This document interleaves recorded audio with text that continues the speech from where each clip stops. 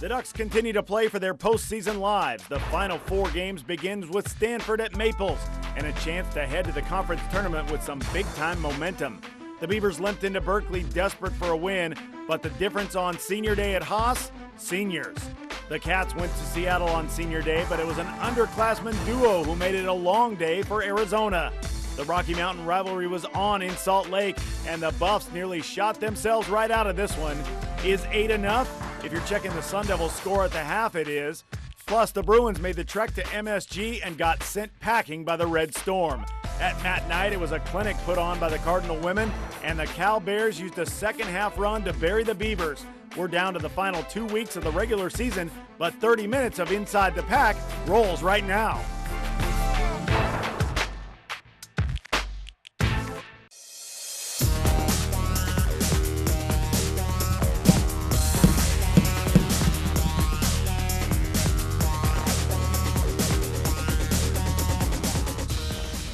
You always have goals, and there are a lot of them. You want to get to the NCAA tournament. You want to win the conference. We just got to worry about playing better.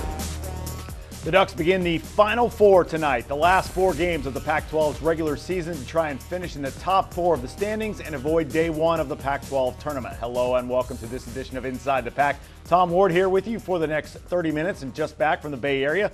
I'm joined by Nick Krupke. And Nick, big one tonight. Last year, Oregon broke through in Palo Alto, first time since 1986. Trying to make it 2 in a row tonight and rebound from Thursday night's tough loss in Berkeley. Yeah, a lot of heads still hung after that one, but back at practice with them yesterday, the Ducks had a little extra bounce in their step? A little, no hitch in the giddy-up anymore. They really seem to really be moving on, having an extra day to work on things and really focus on a Stanford team who just scored 87 points against the Beavers in their win on Thursday night. Stanford, a different team than they saw in January, but the Ducks are much different too, because even though they lost that game with the 22 turnovers, unacceptable for sure against a team like California, the Ducks could very well be, they're getting the most production out of the players that they have right now. No question. Guys like Sim and EJ are bringing it every night. DeVoe with a big night on Thursday against Cal kind of went all for naught. When you look at Oregon State, meanwhile, I mean, you mentioned them the night against Stanford. I mean, nothing cures the ails of Stanford more than an Oregon State visit to Maples. Yeah, and and Oregon State has played California really well. They one of the teams that beat them earlier this season, but you fall right out of there. You don't score a field goal. You don't score any points for about 6 minutes into the game. You're down by 10. The bench comes in. They tie things up. You take the lead at the half, but you don't get much from Jared Cunningham, who he's really been beat up the last couple of weeks, and they took him out of the game. Probably takes him out of the race now for Conference Player of the Year, and California has really stomped on him in that second half. And we will hear from Craig Robinson as this show goes along, but honestly right now, Craig's sounding like a guy that at this point, hey, guys, I've done about all I can do. Maybe this is just what they are. This is who they are. Right, exactly. So, the jury is still out. I think they're better than 5-10 in conference, but we will see. The Oregon men missed out on a golden opportunity Thursday night with an 86-83 defeat at Haas Pavilion. The Ducks' 9th straight loss to Cal. It took Oregon from just 1 game out of first to 5th in the league. Now the Ducks with plenty of time to think about what went wrong on Thursday, like the 22 turnovers, second most for the Ducks this season, just 1 fewer than the 23 they gave away in the Civil War. And for the second time this Pac-12 slate, the Ducks had to wait another day to play on Sunday. They will do the same next week for the Civil War in Corvallis. That leaves plenty of time to ponder how to attack Stanford on Sunday afternoon, as the Cardinal are breathing down the Ducks' neck in the standings, just 1 game back. You can't change the schedule, so you shouldn't worry about it. But in this particular case, I'm glad we have the extra day. We fought our tails off against Cal and played hard. Just didn't make the plays down the stretch to win the game. But we did expend a lot of energy in that game.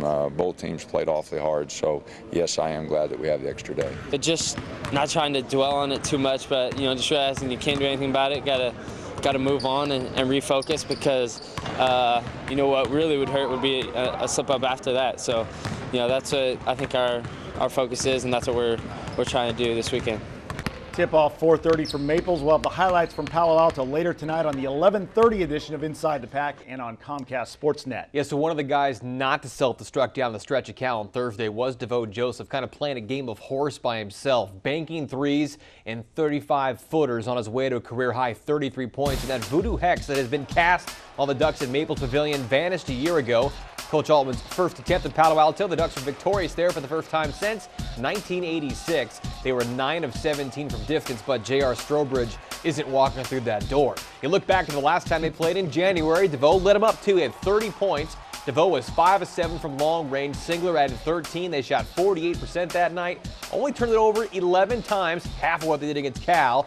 Ducks won that night 78-67. They got to the charity stripe too, 26 times to Stanford's 9. One guy I look forward to shine tonight, a guy who's really been taken off. Another transfer. Where does Dana Altman find all these guys? But Carlos Emery only played 7 minutes that first time around, but he's really been hitting on all cylinders here, coming off the bench. Those dunks he's had, it has been, if the Pac-12 network was around maybe a little sooner, these dunks he's having are every night highlight reel, Sports Center. But the Pac-12 certainly buried in the national lexicon. But Carlos Emery, a guy I think will be a nice little factor for the Ducks tonight. Yeah, and I think on that note, I think the Pac-12 beginning to round into shape a little bit. I mean, you got Cal with a pretty, pretty decent record, no question, as the top teams in the Pac-12 now, I think stand a better chance of getting into the NCAA tournament than they did, say, a month and a half ago. You certainly say California and Washington are a shoe-in to do that. Then between, is it Oregon if they win the conference tournament? You still got Arizona in the mix, Colorado, see what they can't do, but they got a tough stretch to go too. Well, you can't say that California is unbeatable at home, but with a 16-1 record at Haas Pavilion, the Golden Bears have been difficult to beat. However, Oregon State did knock off Cal in Corvallis earlier this season. We go to Haas Pavilion on Saturday night, and a pair of Conference Player of the Year hopefuls, Jared Cunningham, and Senior Day for Cal's Jorge Gutierrez. Seems like just yesterday he was coming into the league, but the Beavers got off to a slow start. Didn't score any points until the 6 minutes into the contest. Joe Burton, nice behind-the-back feed to Angus Brandt, 10-2 Cal. Then more fancy passing from Joe. First he rebounds the miss. Then Joe with the magic touch to Jared. It's 12-4, and the Cal freshman David Kravish gets loose inside, hammer dunk. 17 points for Kravish, Bears up 10. Back comes OSU. Roberto Nelson with a nice first half. Gets the friendly roll on the soft three. 14 for Nelson. Beavers within 1 now. Beavers' first lead came in the final seconds of the first frame. Kevin McShane. Two-handed jam, 34-32 OSU at the break. Second half, Devon Collier follows up the Cunningham miss. 14 points, 11 boards for Devon, but OSU down 3 at this point. Then Cal just took control. Justin Cobbs on the drive. One-handed stuff, 64-56. All 5 Cal starters in double figures. Alan Crabb, he had 16, buries the corner 3. And it was a happy senior night for Gutierrez, who also had 17, and Cal remains in first while the Beavers drop their 4 straight, 77-63. Cal led by Gutierrez and Kravish, both with 17. The Bears shot 50% from the floor, 53 in the second half as OSU went for just 38%. Yeah, so the Beavers now fall to just 5-10 in the pack. The Golden Bears 17-1 at home this year, matching the most in program history set back in 03, as Cal has won at least 22 games for the 3rd time in 3 years. And playing near his home in San Leandro for the first time in 28 games, Jared Cunningham failed to record a steal and was the first game under 20 points in his last 5.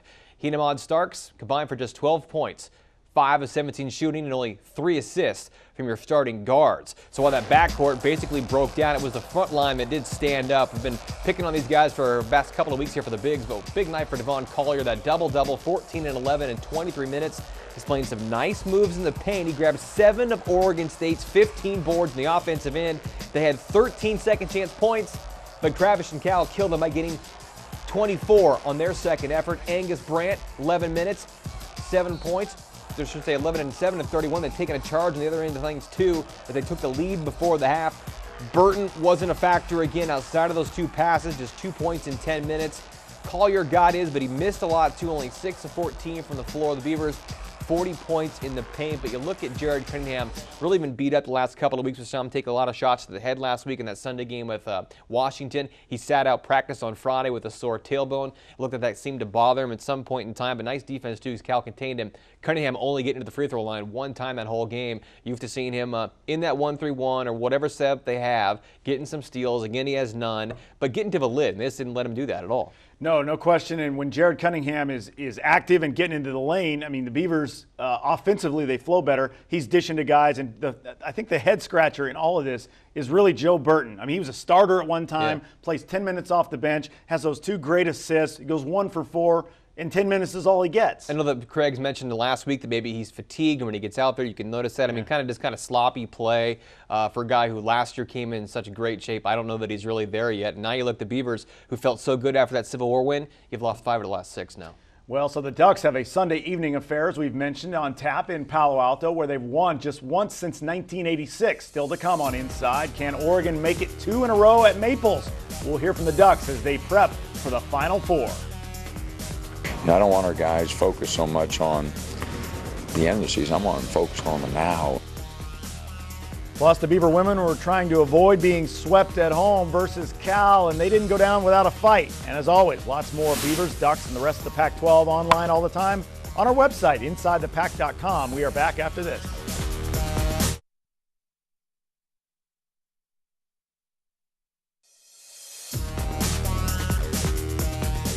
Since the Oregon women won back-to-back Pac-10 titles in '99 and 2000, the conference has been pretty much owned by the Stanford Cardinals. Stanford looking to lock up its 12th straight conference crown on Saturday at Matt Knight Arena. The Ducks hosting the number 3 Cardinal and the Agwumakei sisters. Early in the first half, Cardinal got off to a good start, as is the norm. It's Taylor Greenfield hits the corner 3. Stanford jumped out to a 13-0 lead. The Ducks would begin to get it going. Liz Brenner collects the air ball, lays it in, cuts the lead to 16-7. After that, Nneka Agwumakei, turnaround jumper, she had 12. Oregon, meanwhile, shot just 25% from the field. Amanda Johnson had 8 points, but she was just 3 for 10 from the floor. And the Agwumakei sisters, well, they combined for 26 points in this one, as Nneka again from the elbow hits it, and Oregon's long season continues. 81-46 the final. Stanford clinches the inaugural Pac-12 crown. The Cardinals won 12 conference titles in a row. They have rarely been challenged in conference plays. They've won their last 6 games, an average of 27 points. Yeah, look back at the Final Four they go. No Ducks in double figures. They were led by Nia, who had 9, AJ with 8 and 7. The Ducks have now lost 3 of its last 4. You know, I mean, we've played some games where we're like, wow, you know, we shake our heads and say, we just couldn't get open. We just couldn't get any good looks. I thought we had some. The first 10 minutes of the second half, we had 5 or 7 points within that time span, and that's really frustrating. Next up for Oregon, the Women's Civil War next Saturday at 2. After having their 6-game win streak snapped by Stanford last Thursday, the Beaver women were looking to start a new streak against second-place Cal Saturday night at Gill. The Bears looking for their 20th win of the season, meanwhile. And prior to the game, Oregon State honored its lone senior, Alicia Marchbanks. First half, the senior, well, she had it going on the fast break. Marchbanks lays it in. She finished with 18. The Beavers down just 2. We go second half. The Bears, meanwhile, go on a 19-5 run sparked by Afure Gemma Rigby. She also ended the run with another 3. She finished 4 of 4 from deep. Cal led 60-45. The Beavers, well, they tried to climb back in it. They hit a few late threes, but those were simply not enough. 75-68 the final. The Beavers swept by both the Bay Area schools this season. Marchbanks led OSU with 18 points on senior day. For the Bears, Lashia Clarendon had 22 points, 6 rebounds, as Cal outboarded Oregon State by 8, but the difference, Rigby's 3-pointers in that second half. I didn't think we responded real well to their run. I thought we settled for some shots that helped them, you know, but that happens. I mean, that's why good teams win. You know, they put that pressure on you, and so that's what happened during that stretch. We need to be more aggressive, but then we were taking easy shots, and so I feel like we were settling instead of going to what was working. A non-conference loss for the Pac-12 hurt in the league's RPI. The Red Storm, 5 games below 500. Yeah, it doesn't look good. Sitting a full 2 games back of Cal and UW, Dana Altman admits his team is out of the race for the conference championship. Currently 5th in the league, the Ducks will be fighting these final 4 games for one of the top 4 spots in the Pac to earn a bye in the first day of the conference tournament at Staples Center. You want to get to the NCAA tournament, you know, you want to win the conference.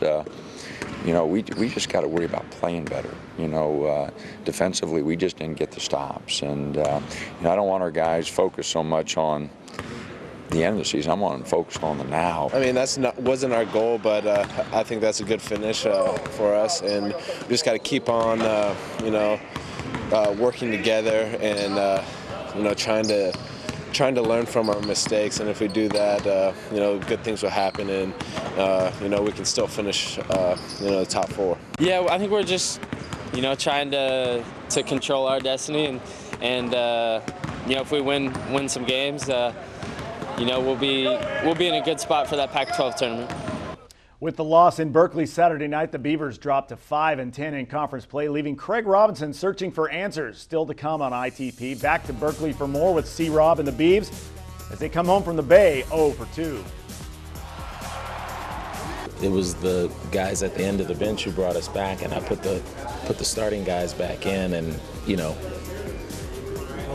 your best players have to help you in situations like that.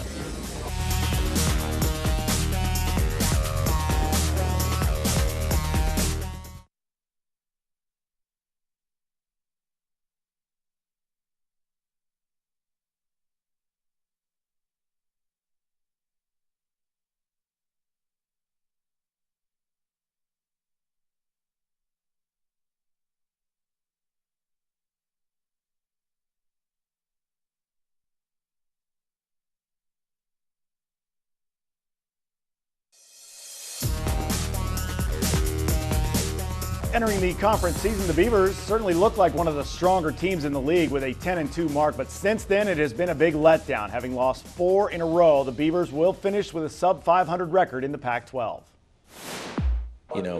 When you play a team that's at the top of the league on senior night, after you've beaten them once, you got to come with a different kind of effort than we came with. We just got to motivate ourselves, keep encouraging each other, and just keep playing hard, not giving up. And that's what we've been noticed to do, and we just got to keep on doing that. Definitely it's impacted us a little bit. I mean, we take losses really tough here.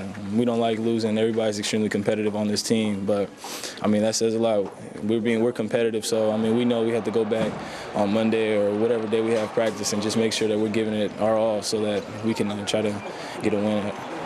All right, as we go on the final 4 games of the season here, Oregon tonight at Stanford, then you got the Civil War, then the visit from the Mountain Schools, certainly all winnable games. Yeah, I think the big one to look forward to is that rematch with Colorado. That could very well be for the 4th place positioning to get up there and skip that first day at Staples Center. All right, Ducks in Palo Alto tonight. We'll have it for you on the 11:30 version of Inside the Pack, and it's Civil War week next week, the women on Saturday. So long, we'll see you later.